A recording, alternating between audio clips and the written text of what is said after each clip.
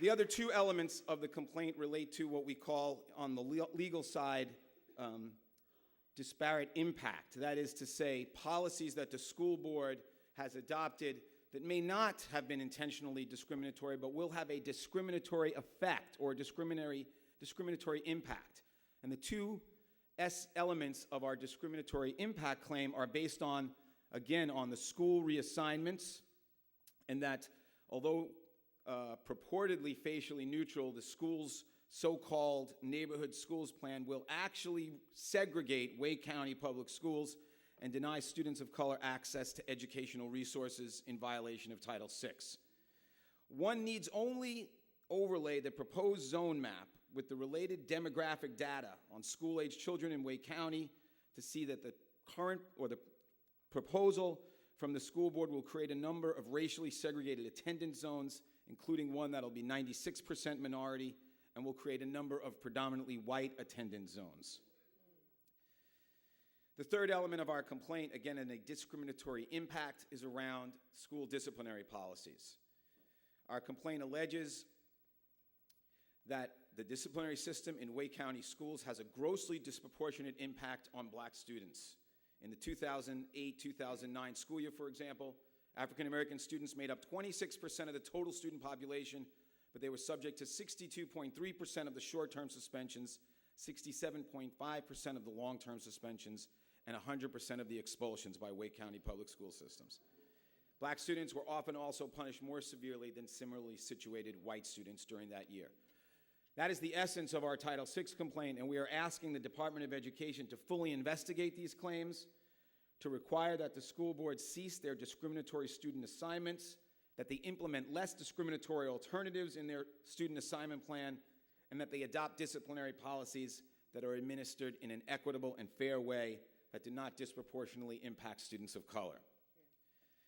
I just want to also say that while there are the NAACP groups and NC Heat and Quinton, who are the complainants, there is this opportunity for everyone who supports these claims to sign on and show the federal government your support of these claims. Individuals, churches, businesses, civic organizations, community groups, all can sign on and say, we do not want these schools to resegregate. Thank you.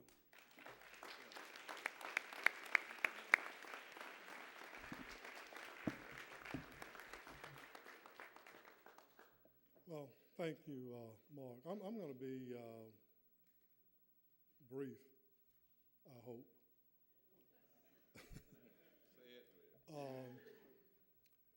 The issue that's been raised is really very simple. It's one that resulted from the Civil War with the enactment of the 14th Amendment, which simply said that you can't segregate. You can't have state-sponsored segregation on the basis of race or national origin. Now, we all understand it. We all understand it. Some of you were here during those days when they had this separate but equal. You on your side, but you can be equal, or at least as equal as we want you to be. And then there was Brown versus Board of Education, which simply said that you cannot have separate but equal, that as a matter of law, that it doesn't work. It violates the Constitution of the United States, which is supposed to be the highest law in the land, supposedly. I teach that in classes that I have at North Carolina Central. At Harvard, they teach the same thing. Duke, they teach the same thing. At University of Virginia, they teach the same thing. And even in your Sunday school lesson, they teach the same thing. It is so clear that Stevie Wonder can see it.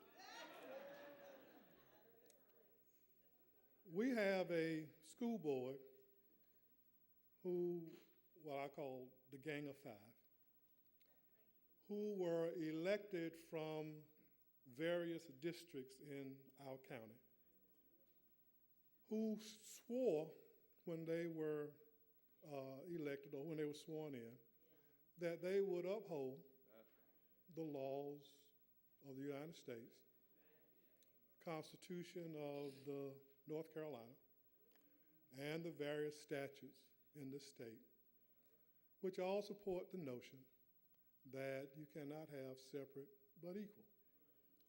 And now we know they lied.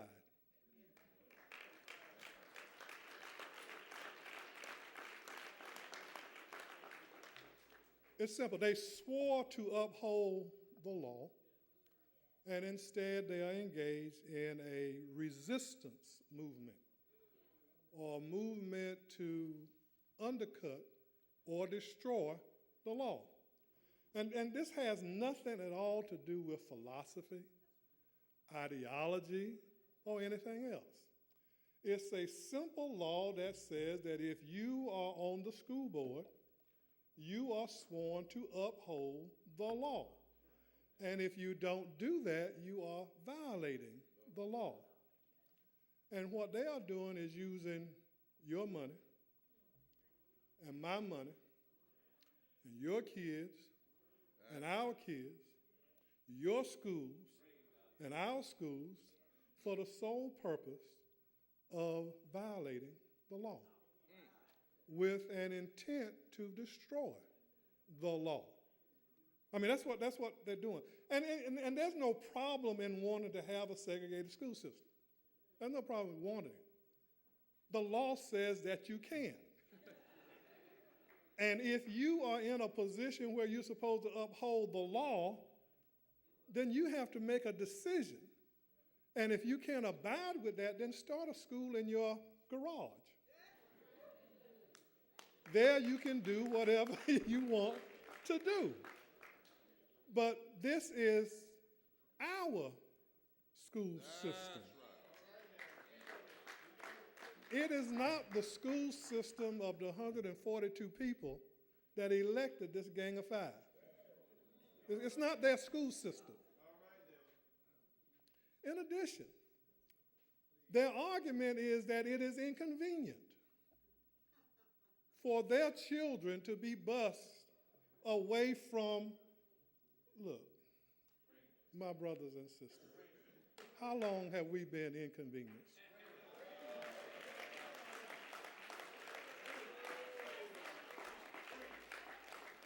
You got 143 people that came in here from New Jersey with that New Jersey twang and want to use this notion of neighborhood schools to make it sound like that is something good that we down here don't understand and ought to accept. If it was so good, they would have instituted it there. They didn't.